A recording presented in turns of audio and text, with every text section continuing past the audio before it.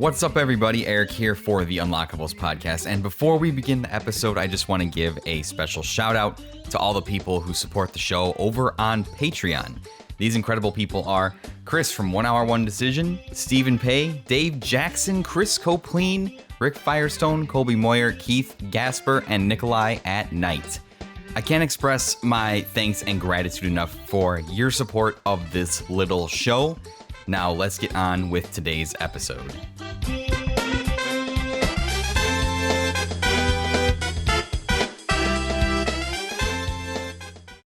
Video games are complicated.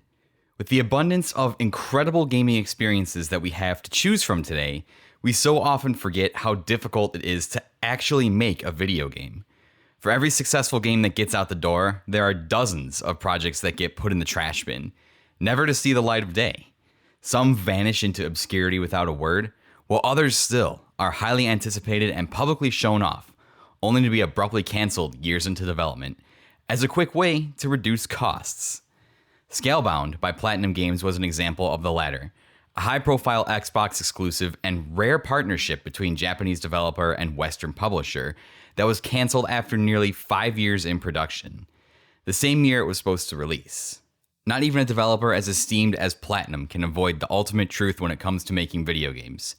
Sometimes, no matter how hard you try, the pieces just don't line up.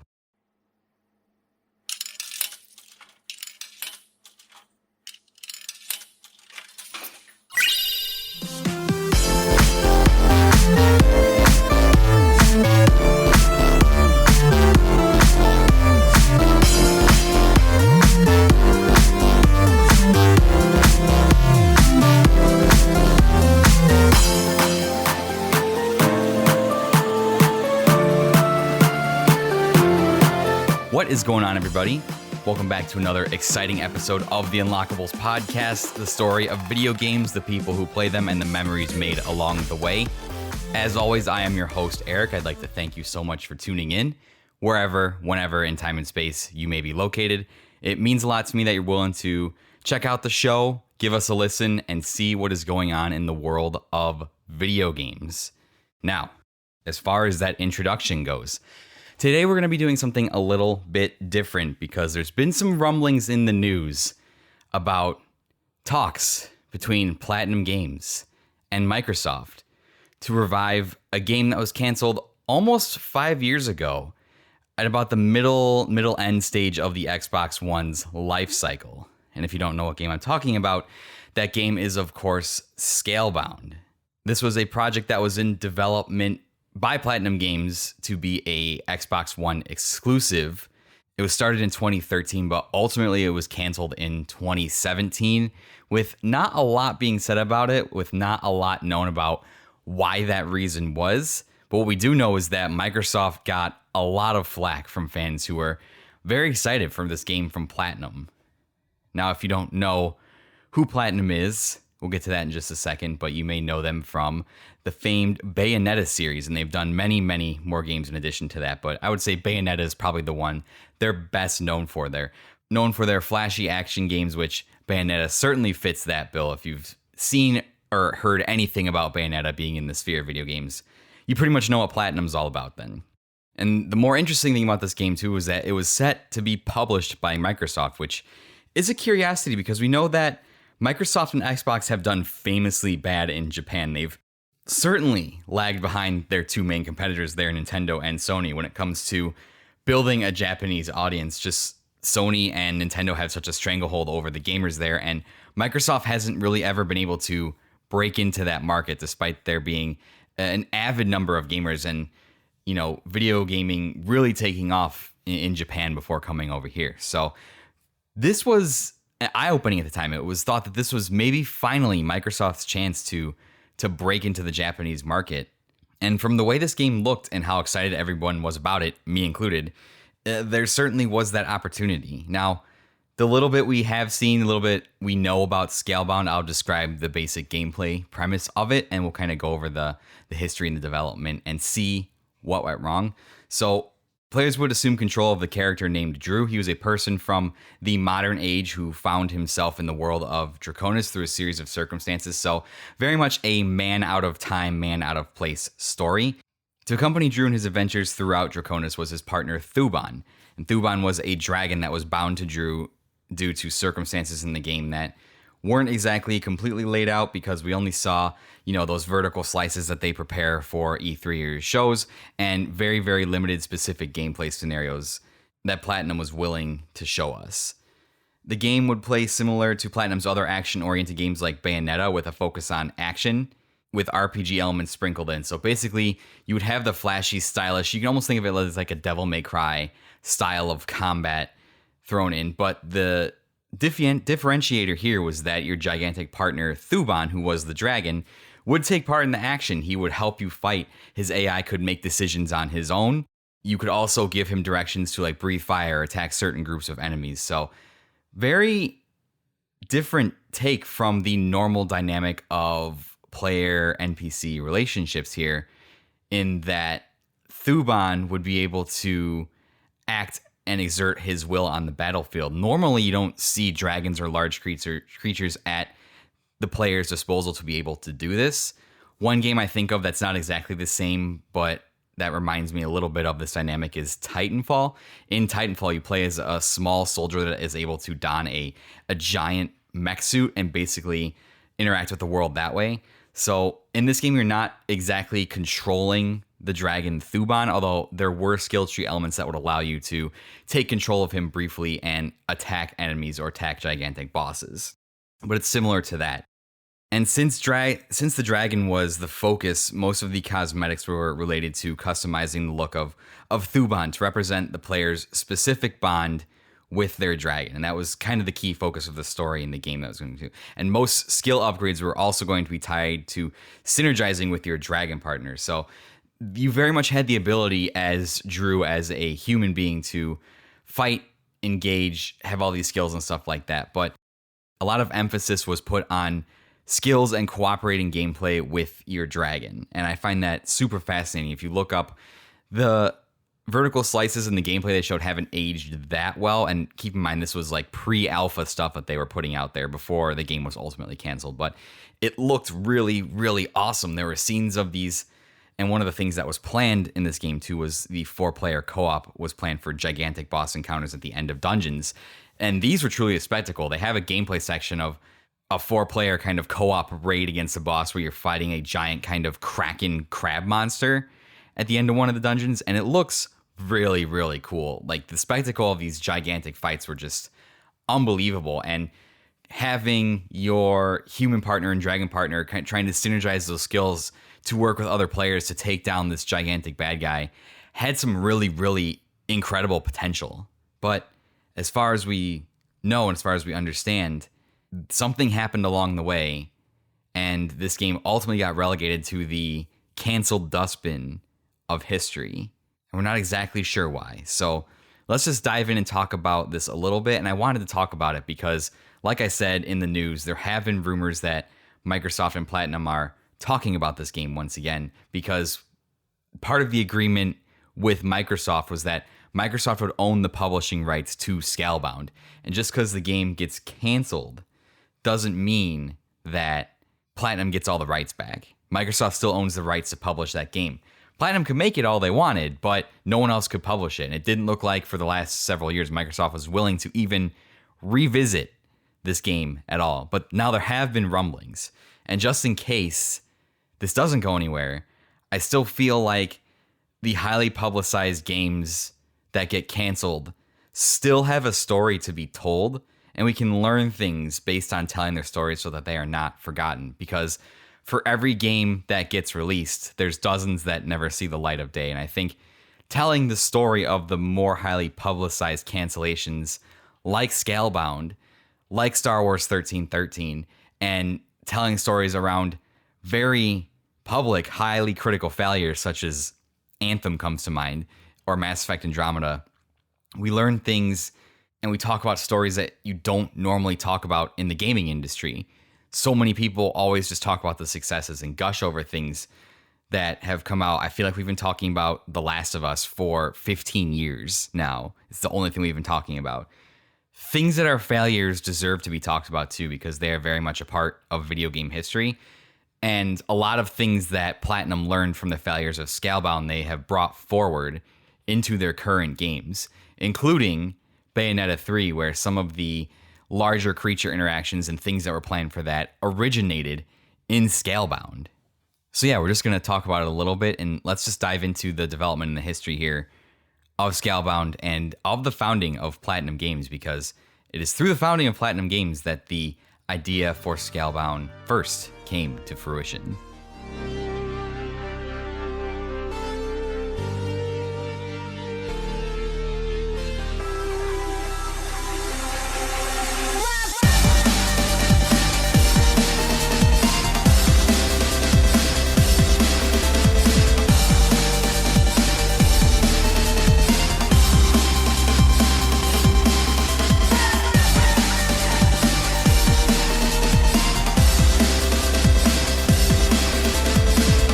So like I said, the development of Scalebound can be traced back to the very founding of Platinum Games in 2007.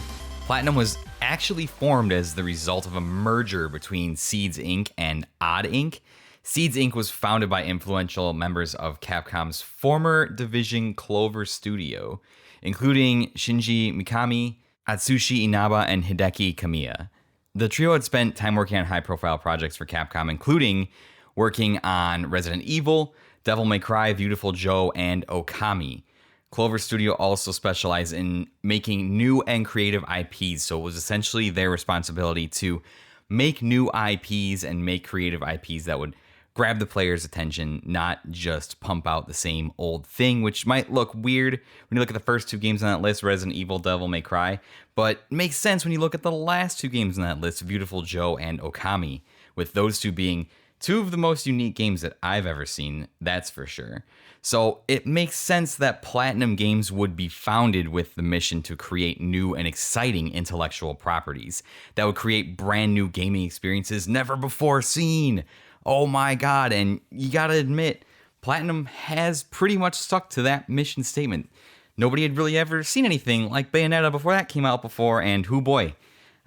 Get your conservative parents out of the room before you play that one, that's for sure. At least make sure you have angel mode turned on so it's not as sexually provocative. But Scalebound was actually one of the first concepts that was created as Platinum Games was forming, but ultimately the studio decided to initially move forward with their other idea, which would become Bayonetta, because that seemed like a more sure thing to bring in revenue and build their name, which is surprising because when you think of a family-friendly company like Nintendo featuring something like Bayonetta on the Wii for Platinum's one of Platinum's games, might be a little bit surprising, but it worked, and Bayonetta established Platinum's name as this premier developer, and it was a great success. Obviously went on to have 2 more sequels. But after Bayonetta was completed, they did begin work on a prototype for Scalebound, but there was just no interest at all. So the company went on to their next game, which was The Wonderful 101 on Nintendo's Wii U. And I've seen a resurgence for The Wonderful 101 lately. Based on my understanding, it's on the Steam store. They released a remastered version, and there's even upcoming DLC, I think I read in my research. So that's interesting. A game that was on the Wii U, which many would consider a critical failure, has been brought back, and has general critical reception, very good critical reception. So very interesting. Upon the completion of The Wonderful 101, Platinum went back to the drawing board for Scalebound once again, and this time found success as well as a willing partner to publish the game, none other than Microsoft Studios. And I believe the gentleman's name who brokered this deal and set up the meeting was Ben Judd. And he was also a former employee of Capcom, so it makes sense that he would know Kamiya and Inaba and those guys and set up this deal. So that was very interesting. And there's obviously mutual interest for someone like Microsoft to take a risk on publishing such a big game, and Microsoft wanting some game to help them break into the Japanese market. So that's kind of how I imagine that meeting going and the conversations for that meeting happening, which ultimately led to Microsoft agreeing to publish the game and having exclusive publishing rights for that game. Now, you might think, well, where did this idea for a dragon come from and dinosaurs, and what's all that about? Well, Hideki Kamiya has always had a fascination with dinosaurs, large monsters. He's an avid fan of Godzilla, dragons, things like that. So much so that during his time at Capcom, he wanted to switch off of his Resident Evil assignment to go work on Dino Crisis. And ultimately, he was unsuccessful at this. But just think about going to your boss and wanting to switch off of something as esteemed as Resident Evil to go work on Dino Crisis. But that's how much he loved dinosaurs and big monsters. So he always had that inspiration. And he always felt that dinosaurs or big monsters were always cast in the role of villains or enemies or things you needed to defeat or things that only destroyed. He wanted to make a game where they were featured in a more protagonistic role. That's something that he'd always been thinking about and dreaming about. So needless to say, Scalebound was Kamiya's dream game. And finally, in 2013, after having this idea back at Capcom, after having this idea at the initial launch of Platinum Games, after 2 prototype revisions, and finally getting a partner, Microsoft, willing to publish the game, Scalebound entered production, the first action RPG to be developed by Platinum, and Hideki Kamiya was set to direct. He even said as much in interviews that this was his dream game, a game that he wanted to create where dragons were the player's companions and not enemies. In an interview with IGN, he set the vision for Scalebound early in its development by saying, "The one thing I will say is that up until this point in my career and up until this point in Platinum Games history, we've never made a game like Scalebound. What I'm trying to do with Scalebound is create a very different kind of game than what I've created up until this point. We're trying to create new gameplay, and that is a challenge for me personally. It's less about new hardware and more about making something totally new. We've never tried to do something photoreal or something more realistic with that touch, but it's always been something I've wanted to try. Now, having that opportunity has been both difficult but interesting, and the power of the machine is helping there. It's definitely something Platinum Games has wanted to try, and now we're getting our chance to do it, which is cool." And that is very cool. You have challenges, you have things in your career that you know will be a challenge that you want to work on, and everything in business is driven by profits. You don't always get the chance to work on skills or work on something that you really want to try because most businesses are risk adverse. They want to take bets on things that they feel at least are sure to return money and not take big risks. And they're not often willing to invest in quote unquote dream projects that could be a long shot. So Scalebound originally started out as an idea to control dinosaurs in game for the Wii, to use the Wiimote to control dinosaurs. Now that they were 6-7 years removed from the Wii and in the middle of the Xbox One's life cycle, this is where the idea quickly evolved into a dragon. And the concept to have a human bond with a dragon was a concept that was established fairly early on and pretty much would inform the rest of the game design, and henceforth the name of the game, Scalebound. And buzz built for this initially, right? One of the things that Microsoft was struggling with, and is still kind of struggling with to this day, although they're getting better, is having exclusive games other than Halo and Gears of War. That's what they'd been known for, but they wanted to have other things in their portfolio that helped them sell Xboxes, because at this point in time, they were lagging pretty significantly behind PlayStation 4 in the theoretical, hypothetical console wars that are never existing. And like mentioned before, this was one of the few instances of an example of a Japanese developer working with a Western publisher exclusively. Now, Scalebound was originally revealed at E3 2014. It was planned to be shown at E3 2015, but it did miss that date, although it did appear later that year at Gamescom 2015, where I believe we got a little bit of a vertical slice of a gameplay trailer, with the game's 4-player co-op multiplayer also being announced at that time. And the release date was also revealed. It would be a release date of late 2016. So looking back at then, the game started in 2013. We're still very much in the age of having 2 to 3 year development cycles. I mean, Call of Duty was pumping out a game every year at this point. And Assassin's Creed was pumping out a game every year at this point. So we were very much still in the time frame of being able to make a game within 2 to 3 years. It hadn't become that complicated, hadn't become these bloated production cycles yet. But even back then, the game was moved back to a 2017 release window. So that would put it at about 4-ish years of development, which back then was getting to be a little bit of a long time. And even back then, I feel like game delays weren't as hated as they are now. But it's very clear that this game was not ready. And we've witnessed several examples of games releasing when they clearly weren't ready, looking at you, Cyberpunk. So sometimes delays, while us as gamers do not want them, they are necessary to give the team more time, to humanely give them more time to make sure they do not have to literally kill themselves to get this game over the finish line, which I'm totally fine with. Everybody that bitches about delays, I just want this game now, shut the fuck up. You're fine. You have other things to play. The game will come out when it's ready. Or sometimes it'll just get canceled and you don't get the game at all. So shut up about your delays. Seriously. So it had a 2017 release window, but it was getting late. There were rumblings that things weren't going great.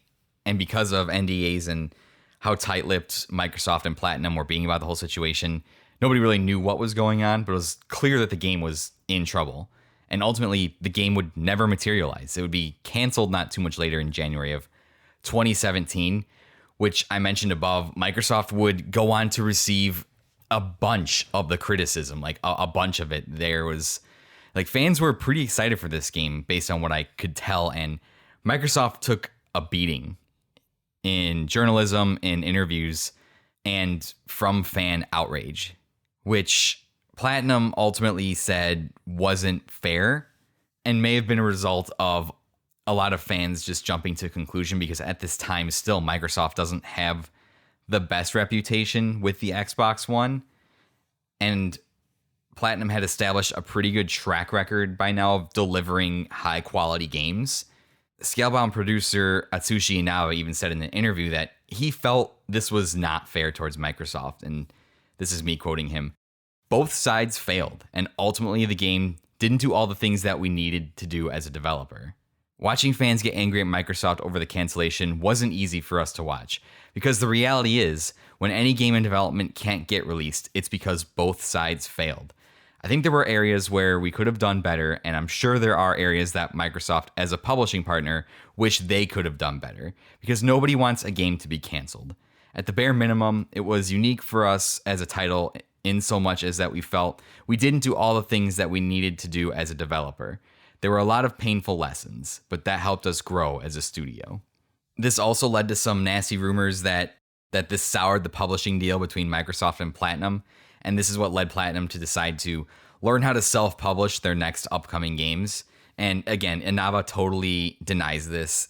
He insists that there is no bad blood between Microsoft and Platinum, which on the surface, with your NDAs, all the legal and stuff like that, you obviously have to say. Ultimately, nobody knows what happens behind closed doors because nobody has spoken about that. What's done is done, and the game ultimately failed because Platinum just couldn't pull it off. It was too ambitious, or Microsoft just wasn't willing to sink any more time into the game and just decided to cut their losses. They'd canceled a couple of other pretty high-profile things around the same time as well. So this very much looked to be a consolidating move by Microsoft to reorient itself, because obviously new game consoles are a couple years away. So they're trying to get their feet set for the launch of the new upcoming Xbox console. So obviously good to consolidate. This is when they started purchasing a bunch of studios, trying to compete with Sony. So it's understandable. But like I said, there does appear to be a chance for this story to continue. Inaba has expressed interest in returning to Scalebound now that they have more experience as a developer. He's quoted in that same interview, "Whatever happens with this project, we can't really do anything with Scalebound unless Microsoft allows us. But it's a game that we love, and if the opportunity arises, it's something we would love to return to. But this is an intellectual property that 100% belongs to Microsoft." So Platinum has never really given up on this game.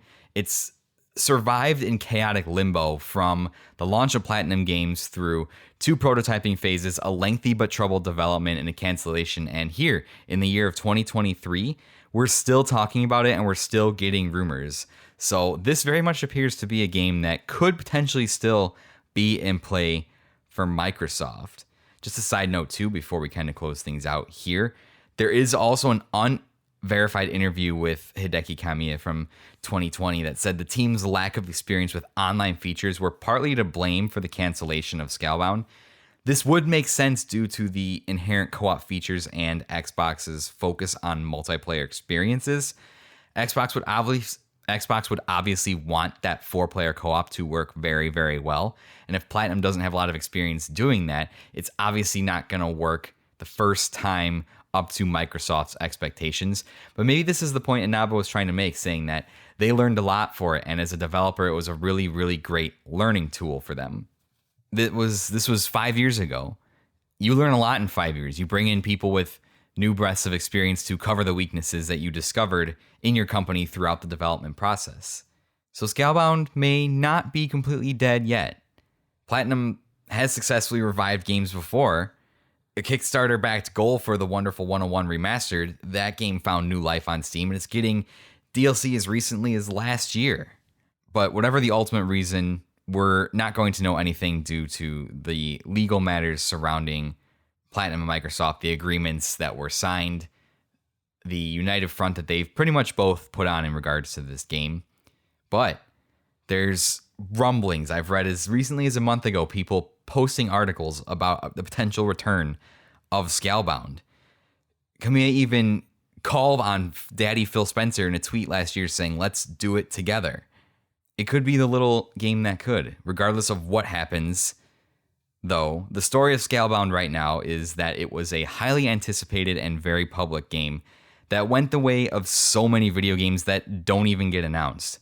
If it does indeed get revived and released, it would be a comeback story and a story of triumph and success of a game stuck in limbo for nearly 2 decades. And this would dwarf any other turnaround success stories like No Man's Sky and Cyberpunk, a game that has fought for 15 years now to be released.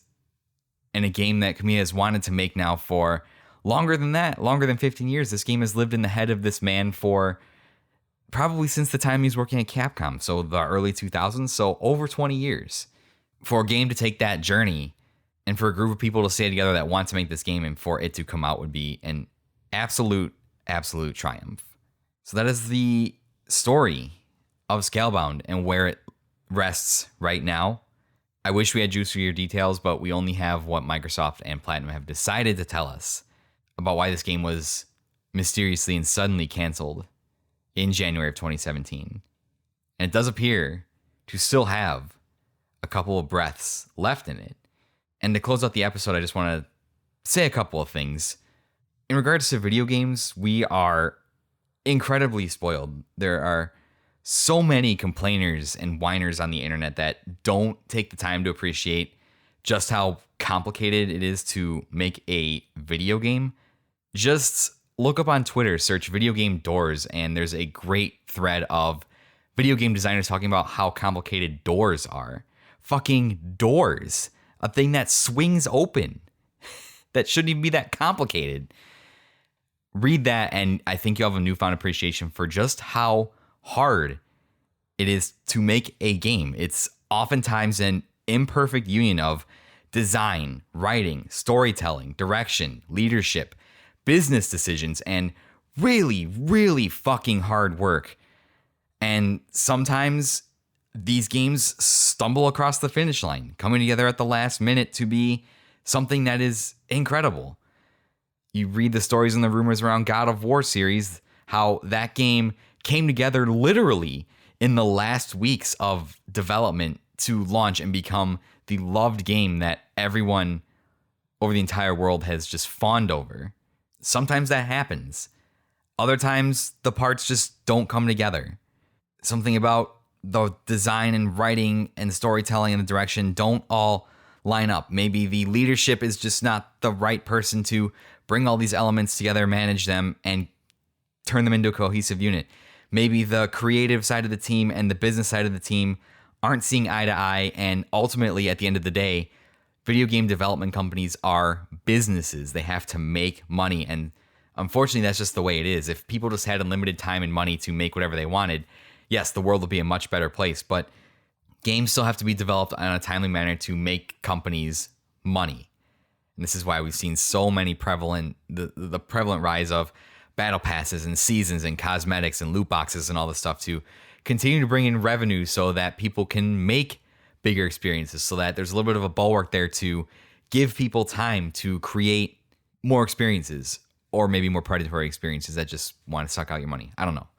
Other times, these parts just don't come together. Incomplete games disappear into the oblivion dustbin of history without even getting mentioned, or maybe it is a high-profile thing that gets canceled.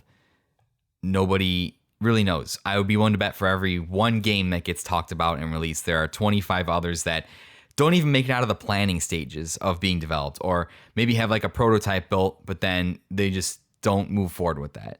And I think the ultimate lesson here is be thankful for what you do get, because some fans aren't getting the things that they want, and there are some things that are just never going to see the light of day.